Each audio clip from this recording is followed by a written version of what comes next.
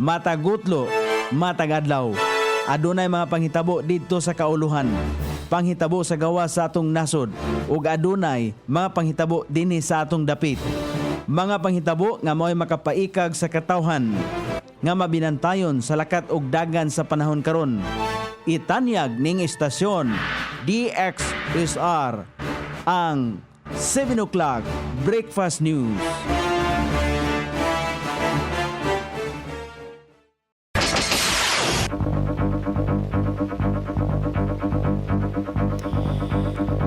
Higala, kumusta? May buntag Iligan, may buntag Mindanao, may buntag Pilipinas.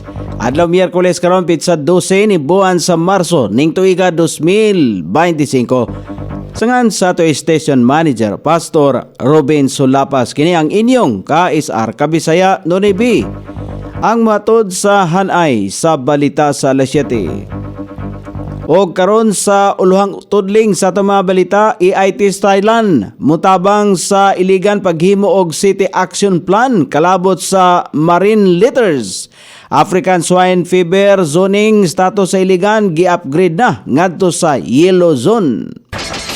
Barko sa Philippine Navy mindunggo sa iligan. Barko kon Duterte may question sa mga pulis nga bidakop ngadto kaniya. Basti nagduda nga hayan ipapatay si Digong. Vice President Sara Duterte mosunod sa gidad-an sa iyang amahan. Balita sa gawa sa nasod Japan naninguha nga mag-hire og mga Pinoy nga nurse o caregiver. Balita sa kinabuhing Kristohanon, Nicaragua ni atras isip miyembro sa UN Human Rights Council. Kini ang uluhang tudling sa itong mga balita nga dalit kanato ning istasyon. DXSR 106.7 sa inyong FM dial. Ang bugtong radyo sa dakbayan siligan nga nagsibya sa balaang kasulatan, pinasubay sa inspired and preserved, not simply dictated King James Version sa Anchor Broadcasting Corporation. O karon sa kompleto nga detalye, mopahigayon ang Asia Institute of Technology EIT Thailand og seminar sa waste management og motabang sa paghimo og City Plan of Action on Marine Litters aron maminusan ang basura sa baybayon. Ipahigayon usab ang seminar on plastic leakage o marine litters sa Fodiga sugod alas 8 sa buntag. Aduna usab sila ay capacity building workshop. Mitambong sa flag ceremony sa niaging adlaw ang kadaguan sa EIT nga silang Dr. Gilberto Burungan, Director sa Waste and Resource Management Cluster, Pulo Solomon Coffee Mina, Senior Program Officer o Christine Mendoza, Senior Administrative Officer. Gi-upgrade na sa Department of Agriculture ang African Swine Fever zoning status sa iligan ngadto sa yellow zone. Kini nagpasabot nga under surveillance na lang ang iligan. Layo na kini sa African Swine Fever cases. Ang Department of Agriculture pinagi sa Bureau of Animal Industry mimugna og National African Swine Fever Prevention and Control Program tungod kay ang African Swine Fever usa ka sakit sa mga baboy, luyo nga makamatay og makadaot usab kini sa mga karning baboy. Tumong sa programa ang pagkontrolar og pagwagtang sa sakit tungod kay makahatag usab kini og sakit sa mga katawhan. Usa ka pamaagi nini ang pag-implementar sa zoning system sa kada syudad og munisipyo aron mas mahatagan og atensyon ang mga lugar nga adunay mga kaso sa African Swine Fever. Gihatag sa Department of Agriculture ang yellow zone status sa 79 ka mga syudad og munisipyo niadtong Enero 31, 2025 base sa amended National African Swine Fever Zoning and Movement Plan sa Department of Agriculture. Midunggo sa iligan ang barko sa Pilipinas nga Dagupan City LS551 kauban ang 20 ka mga Navy crew tumong sa pagbisita sa Navy Fleet sa syudad mao ang pagtransport og mga heavy equipment, ilabi na ang engineering construction equipment sa Philippine Army ug Air Force. Sumala pa ni Jefferson Naval, commanding officer sa Philippine Navy, nga gawa sa pagsiguro sa kahimtang sa nasod, komitado usab sila sa pagpauswag sa komunidad o pagtukod sa nasod. Dugang pa ni Naval, kung makita nga ang Iligan City is a very peaceful city, a people peace of loving city. Mitambong ang mga crew sa flag ceremony sa City Hall ug mibisita usab sila sa Tinago Falls. Sa kauluhan, igo lang nagpakahilom ang mga pulis nga gipuli-pulihan og question ni kanhi Presidente Rodrigo Duterte kuyog sa iya mga abogado kon nganong pugsanon kining nga gidala sulod sa Villamor Air Base nga headquarters sa Philippine Air Force sa Pasay City kagahapon sa buntag. Kini human pangitain ni Duterte ingon man ni kanhi Executive Secretary Attorney Salvador Medaldia o kanhi LTFRB Chairman Attorney Martin Delgra kung unsay basihanan sa pagbitbit kaniya gikan sa NAIA Terminal 3 paingon sa kustodiya sa gobyerno. Siya miingon nga dakong illegal ang pagdakop ngadto kaniya sa mga pulis subay sa mando sa International Criminal Court tungod sa kasong crime against humanity.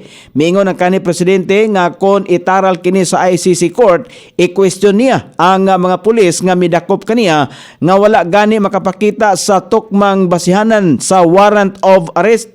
Si Duterte ang daan ng nangante nga dili sibugan ang mga taong utok sa ICC complaint kay alang kaniya gibuhat lang niini ang ikaayo sa katawan sa nasod nga gihimong gatasan sa mga dagkong sindikato sa illegal nga droga.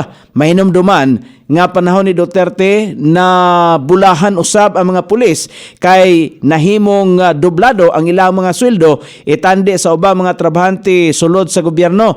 Hisayrang nagsagol ang gibati sa mga tao nga adunay nasuko nga gidakop si Duterte apan may mga tao sab nga nalipay ilabi na kadtong wala nahimuot sa iyang kampanya pagsumpo sa illegal nga droga sa nasod nga Pilipinon. Wala kalikaye sa kanhi presidential son nga si Davao City Mayor Sebastian Baste Duterte nga magduda nga hayan ipapatay ang ilang idaran nga amahan nga si kanhi Presidente Rodrigo Duterte. Kini tungod kay iyang nakita ang sitwasyon nga daw gusto ipadugay sa gobyerno ang krisis gamit si PNP o CIDG Chief General Nicolas Torre III aron mas maalanganin ang sitwasyon sa kanhi presidente. Apan siya miingon nga dili molampos ang administrasyon ni Presidente Bongbong Marcos nga gigamit ang maong isyu sa pamasin nga malimtan sa katawhan ang mga dagkong iskandalo nga giatubang sa iyang liderato. Kini naglakip sa isyu sa legalidad sa 2025 nga General Appropriations Act diin gidala sa mga abogado sa mga Duterte ngadto sa Korte Suprema. Kini tungod kay nadiskubrihan nga daghang mga blanko sa maong mga nasudnong pondo bisan giagi na sa Bicameral Committee Conference apan wala masulbad og hinuon na sulatana sa pag-abot sa lamisa sa Marcos administration. Hisayran kabahin ni Baste nga misaway sa liderato ni Marcos Jr. og subling gibalikan ang pagkawalay utang kabubuton ngadto sa katawhan nga hingpit nga natugutan ang pagpalubong silang amahan nga si late President Ferdinand Marcos Sr. nga bisan daghan ng mga presidente ang miagi apan wala gyud kini nakapangahas pagpalubong sa lawas sa Marcos Sr. Gibutyag ni Vice President Sara Duterte nga mosunod kini sa the Netherlands kung asa gidala sa International Criminal Court ang amahan niining si kanhi Presidente Rodrigo Duterte. Gisulti niini nga adunay kasabutan nga kinahanglan niining pakisultihan ang mga abogado kung asa man siya dadon.